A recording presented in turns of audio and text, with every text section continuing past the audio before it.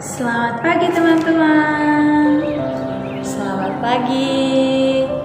Perkenalkan, nama saya Fabian Endima dengan NIM 221134151. Perkenalkan, nama saya Agatha Cynthia Talo dengan NIM 221134141. Di sini kami akan menceritakan tentang misteri Danau Kelimutu. Silakan menyimak videonya. Dikisahkan pada zaman dahulu kala di puncak Gunung Kelimutu yang disebut Buaria atau hutan lebat yang berawan, bermukimlah Konde Ratu beserta rakyatnya. Di kalangan rakyat itu ada Atabuku dan Atapolo yang sangat disegani, yaitu Atapolo, si tukang sihir yang selalu memangsa manusia. Sedangkan Atabuku, dia memiliki sifat yang berbelas kasih serta memiliki penangkal sihir Atapolo. Walaupun memiliki kekuatan gaib yang tinggi dan disegani masyarakat, keduanya berteman baik serta tunduk dan hormat kepada Konde Ratu.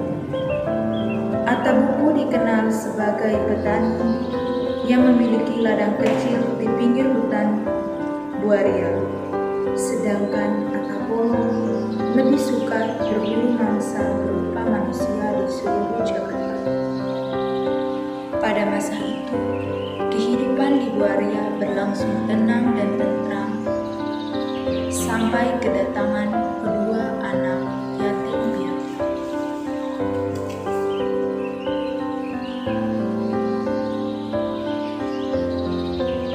Anak yatim piatu itu mencari perlindungan.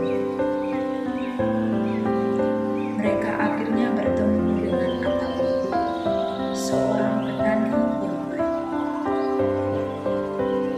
Atabuku, bantulah kami. Kami ingin dilindungi olehmu. Atabuku pun menerima mereka, tetapi dengan syarat, "Hai anakku, jika kalian ingin dilindungi olehku, kalian harus mengikuti saran yang aku berikan kepada kalian. Kalian harus menuruti nasihat untuk tidak meninggalkan area ladang agar tidak dijumpai dan dimangsa oleh Atapolo." Baik, Atabuku. Pada suatu hari, Atapolo pun datang ke ladang Atabuku. Hai, Atabuku. "Ya Atapolo, apa yang engkau lakukan di sini? Mengapa engkau mendatangi ladangku di hari ini?" Aku mencium aroma mangsa di sini. "Tidak mungkin, tidak ada manusia di sekitar sini. Hanya ada aku aja." Tidak, aku mencium aroma mangsa di sini, Atabuku. Niat jahat Atapolo pun tersebut diketahui oleh Atabuku. Atabuku pun segera menahannya untuk tidak menyerang kedua anak yatim piatu itu. "Atapolo, aku memberikan sedikit nasihat untukmu. Bagaimana kalau kamu jangan dulu makan mereka, tunggulah mereka sampai dewasa. Karena saat ini daging mereka belum bisa disantap karena tidak sedap." Benar juga katamu, Atabuku. Saran itu pun diterima oleh Atapolo dan meninggalkan Atabuku yang sedang kebingungan memikirkan cara bagaimana menyelamatkan kedua anak yatim piatu itu. Benar juga syaratmu, Atabuku. Atapolo pun keluar dan pergi meninggalkan Atabuku yang sedang kebingungan bagaimana cara menyelamatkan kedua anak yatim piatu itu.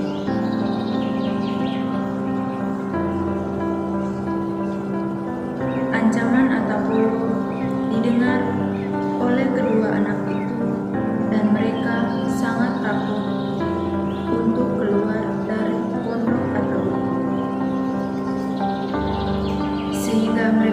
ada ide untuk mencari tempat perlindungan di gua-gua atau di tempat yang lain.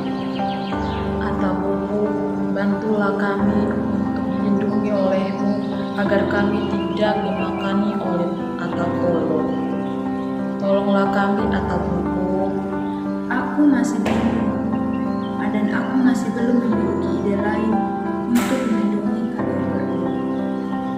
Apakah kamu mempunyai ide untuk keluar dari tempat ini? Aku punya ide, Atabubu. Atau bagaimana kita semua di gua? Atabubu pun menyetujui apa yang dibilang oleh anak yatim piatu itu.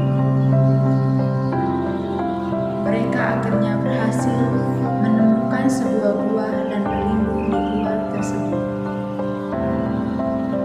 Ketika tiba saat yang ditunggu-tunggu oleh Atapolo, dia pun pergi ke ladang Atabubu lagi. Atabubu, mana janjimu yang kamu bilang sama aku? Atabubu pun menjawab, "Aku tidak tahu mereka pergi kemana. Yang aku tahu, mereka ada di dalam pondokku, tapi setelah beberapa hari ini, mereka tidak pulang lagi ke dalam pondokku." Atapolo pun menjadi marah dan murka atas jawaban dari Atabubu. Atabubu, kamu sudah menepati janjimu. Kenapa sekarang kamu tidak menepati janji itu? Aku ingin makan mangsa itu, tapi kamu tidak tahu di mana mereka tempatkan. Aku juga tidak tahu. Aku hanya selalu berladang dan berladang. Aku tidak sempat melihat mereka, dan aku juga mencari mereka di mana mereka berada. Pada awalnya, Atapolo tidak terima atas jawaban dari Atabubu. Aku tidak percaya denganmu, Atabubu. Pasti kamu menyembunyikan mereka. Akhirnya terjadilah perkelahian kedua teman tersebut. Aku tidak mau kamu begitu, Atabubu. Kamu udah menepati janjimu. Sekarang aku ingin memangsa mereka. Berikan mangsa itu kepadaku. Lama-kelamaan, Atabubu pun menjadi lemah karena serangan dari Atabubu. Atabubu. Semakin gencar dan menjadi-jadi, Atabubu pun hanya bisa mengelak dengan gempa bumi. Akhirnya timbullah gempa bumi yang dilakukan oleh Atabubu sehingga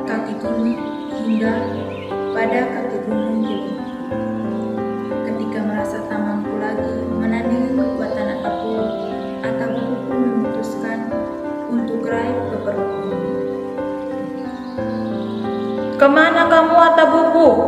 Suatu hari, Atapolo pun pergi mengelilingi pegunungan. Tibalah di sebuah gua, dia pun mencium aroma sedap. Sepertinya di sini ada mangsa. Aku harus mencarinya. Aku sangat takut, Kak.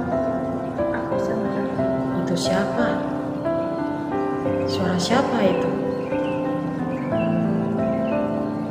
Akhirnya, Atapolo pun mengetahui bahwa kedua anak yatim piatu dulu yang dijanjikan dengan Atabubu berada di dalam gua.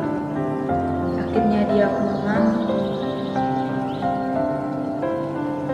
Ternyata kalian ada di sini. Ampuni kami, jangan memakan kami. Tidak, kalian aku harus mangsakan karena aku sangat-sangat lapar hari ini. Tolong kami tidak ada tempat untuk berlindung.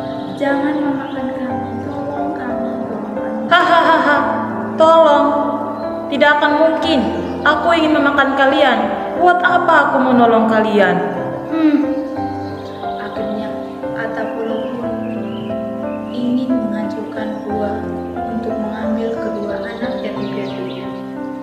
Tetapi terjadilah hal yang dibuat kendali atap Polo. Gua itu pun rubuh, dan akhirnya kedua anak manusia itu mati dalam gua, dan juga atap Polo pun ikut menjadi korban akibat ulahnya sendiri. Oh tidak, tolong, tolong, tolong, tolong. Beberapa saat setelah kejadian itu, di tempat atap buku raib ke perut bumi, timbullah danau berwarna biru. Di tempat atap Polo, timbullah danau yang berbentuk darah dan berwarna merah. Sedangkan di tempat persembunyian, dua anak yatim piatu, Kofai dan Nuba Muri, berbentuk danau dengan warna hijau terang. Ketiga danau warna tersebut masing-masing oleh masyarakat setempat diberi nama sesuai dengan sejarah tertentu, yaitu Tibu Atap Polo yang dipercaya sebagai tempat arwah tukang jahat, Tibu Nubang Muri Kofai yang dipercaya sebagai danau tempat berkumpulnya arwah muda-mudi yang meninggal, dan Tibu Atap Buku dipercaya sebagai danau tempat berkumpulnya arwah para tetua yang sudah meninggal.